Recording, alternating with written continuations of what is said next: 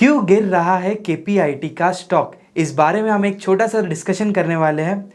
कल केपीआईटी ने अपने Q2 FY25 के रिजल्ट्स अनाउंस किए एंड उसके बाद आज जो था वो स्टॉक ऑलमोस्ट 15% तक डाउन जा चुका है। जब मैं ये वीडियो बना रहा हूँ तो उस समय ऑलमोस्ट 15% ये स्टॉक डाउन है। ऐसे क्या रीजंस है और ये रिजल्ट्स कैसे रहे, इसके बारे में एक छोटा सा हम डिस्कशन करने जा रहे हैं। सबसे पहले रिजल्ट्स के ऊपर फोकस करते हैं। कंपनी का जो रेवेन्यू ग्रोथ है इस क्वार्टर में Q2 FY25 में वो ईयर ऑन ईयर बेसिस पे 22.7% पर आया है। इसके साथ कंपनी का जो QOQ ग्रोथ रहा है वो भी 7.83% के पास आया है। EBITDA के टर्म्स में अगर हम बात करें तो EBITDA has also grown by almost 28% on a year on year basis. Margin जो है EBITDA मार्जिन 20.82% पर आए हैं।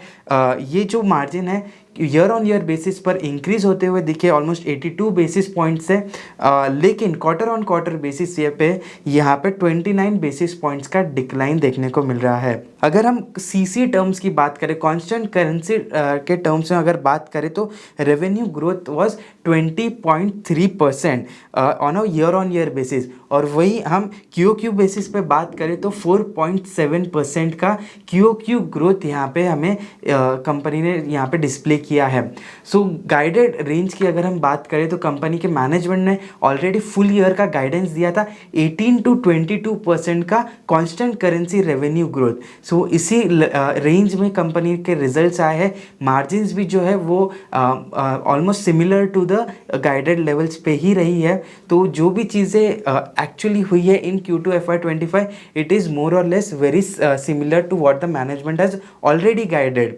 अगर हम ज्योग्राफी मिक्स की बात करें तो यूएस का जो रेवेन्यू है वो 7.8% से ग्रो हुआ है, और यूरोप, ये जो ज्योग्राफी इस यहाँ का जो सबसे बड़ा कंट्रीब्यूटर है यूरोप इस कंपनी के रेवेन्यूज़ के लिए, ऑलमोस्ट $84.46 मिलियन का रेवेन्यू कंपनी ने यहाँ पे रजिस्टर किया है विद अ ग्रोथ ऑफ 10.6%। वहीं एशिया के रेवेन्यू की बात करें तो 66.6% का ग्रोथ यहाँ पे कंपनी ने रजिस्टर किया है। एक चीज़ हम क्लियरली देख सकते हैं कि जो ओवरऑल ग्रोथ है that has been driven by the Asian region, and इसमें पावर ट्रेन वाला जो सेगमेंट है कंपनी का वो सबसे अच्छा ग्रो किया है। जो बिगेस्ट रीजन है US एंड यूरोप, ये दोनों ही रीजन्स में ग्रोथ जो है वो काफ़ी स्लो है ऑन CC टर्म्स। ये एक कंसर्न रहा है इन दिस क्वार्टरली रिजल्ट। अगर हम व्हीकल मिक्स की बात करें तो पैसेंजर कार्स का जो वर्टिकल है वहाँ पे रेवेन्यू ग्रोथ काफ़ी अच्छा आया है। 26% का ईयर ऑन ईयर ग्रोथ यहाँ पे कंपनी ने इस वर्टिकल में रजिस्टर किया है। लेकिन कमर्शियल व्हीकल्स का जो वर्टिकल है यहाँ पे डिक्लाइन देखने को मिला है ईयर ऑन ईयर बेसिस पे। -1.4% का नेगेटिव ग्रोथ यहाँ पे इस सेगमेंट ने रजिस्टर किया है।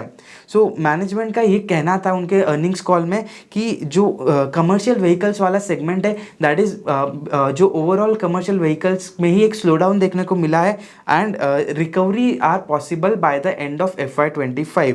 इसके साथ साथ मीडियम टर्म में company is very strong, is having very strong pipeline, they are expecting commercial vehicle growth, ये जो वर्टिकल का जो growth it should come back on track by the end of this physical, and next year में एक अच्छा positive growth इस segment से, इस वर्टिकल से हमें देखने को मिल सकता है। इसके साथ कंपनी ने एक और अनाउंसमेंट की है, काफ़ी मेजर अनाउंसमेंट है। They are going to do a QIP of 2,880 crore rupees.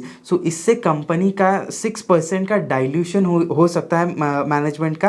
And company के पास अगर हम एग्जिस्टिंग कैश बैलेंस देखें तो ऑलमोस्ट 1,000 करोड़ का कैश इनके पास ऑलरेडी है। उसके बाद ऑलमोस्ट 2,900 करोड़ का QIP ये लोग कर रहे हैं।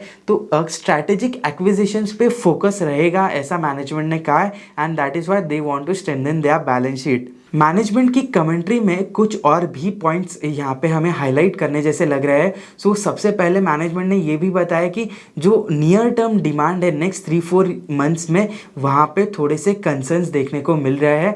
इनफैक्ट मैनेजमेंट का जो गाइडेंस है उन्होंने वो इंटैक्ट रखा है, लेकिन जो 20-21% का कॉन्स्टेंट करेंसी रेवेन्यू ग्रोथ यहाँ पे हम एक्सपेक्ट कर रहे थे ऑन अ हायर एंड जो उनका गाइडेंस है, तो मैनेजमेंट ने बोला है कि फुल ईयर बेसिस पे या लोअर एंड पे गाइडेड लेवल के लोअर एंड पे रेवेन्यू ग्रोथ हो सकता है। सो 18% का अगर रेवेन्यू ग्रोथ सीसी टर्म्स में होता है तो आने वाले क्वार्टर्स में यानी कि Q3 एंड Q4 FY25 में जो सीक्वेंशियल ग्रोथ है, जैसे QOQ बेसिस पे इस क्वार्टर में 4.7% का ग्रोथ आया था, तो इम्प्लाइड ग्रोथ इज अराउंड 1%। सो 5% की ग्रोथ गिर के सीधे 1% पे आ सकती है and that is the biggest concern that market is seeing. इसके साथ कंपनी ने ये भी बताया कि चाइना के साइड से भी कुछ प्रेशर्स यहाँ पे देखने को मिले हैं, so that is also hampering the near term performance of the business. Management ने साथ में ये भी बताया कि जो OEMs के साथ ये लोग डील कर रहे हैं, so they are trying to convert their projects to offshore projects, जिसके वजह से कंपनी के लिए कॉस्ट ज़्यादा होगी एंड OEMs के लिए ये कॉन्ट्रैक्ट जो होते हैं वो बेटर होते हैं and there are some kind of delays as well. So थोड़े से प्रोजेक्ट एग्जीक्यूशन में भी डिलेज दिख रहे हैं, that is also concerning the जो मैनेजमेंट ने लोअर साइड पे जो गाइडेंस बोला है कि 18% का CC ग्रोथ रहेगा। तो दीज आर द रीजंस कि इन सारे कारणों की वजह से यहाँ पे एक थोड़ा सा कॉशियसनेस दिखा है मैनेजमेंट के आउटलुक में फॉर FY25। सो वैल्यूएशंस की अगर बात करें तो कल तक के ये जो स्टॉक है वो ऑलमोस्ट मोर देन 60 के पी पे ट्रेड कर रहा था, 60-64 का पी था। अगर 18% का रेवेन्यू ग्रोथ आता है तो कहीं ना कहीं ये पी जो है वो ऑन अ हायर साइड दिखता है। थोड़ा सा प्रॉफिट बुकिंग का एंगल भी यहाँ पे दिख रहा है कि बहुत से लोगों ने यहाँ पे काफ़ी अच्छी रैली एंजॉय करी है एंड ये जो शॉर्ट टर्म इम्पैक्ट्स है वो कहीं ना कहीं मार्केट में एक नेगेटिव सेंटिमेंट्स की तरह दिख रहे हैं। तो इस वजह से ही आज ये जो करेक्शन देखने को मिला है, ऑलमोस्ट 12 से 15% ये स्टॉक डाउन है। अभी भी मैं जब वीडियो बना रहा हूँ तो मार्केट ओपन है, बट जैसे ही किसी भी हाई पी वाले स्टॉक को अगर ग्रोथ में थोड़े कंसर्न्स आते हैं तो ऐसे करेक्शंस दिखना नॉर्मल है। एंड अगर if you are very bullish on the company's long term perspective तो लॉन्ग टर्म इन्वेस्टर्स के लिए ऐसे शॉर्ट टर्म कंसर्न जो है वो मायने नहीं रखने चाहिए। सो आई होप आपको आज का ये वीडियो पसंद आया होगा। इसे लाइक एंड शेयर कीजिए, अपने व्यूज़ कमेंट में बताइए और ऐसे ही और फंडामेंटल एनालिसिस के लिए बने रहिए यदना इन्वेस्टमेंट अकेडमी के साथ। Thank you.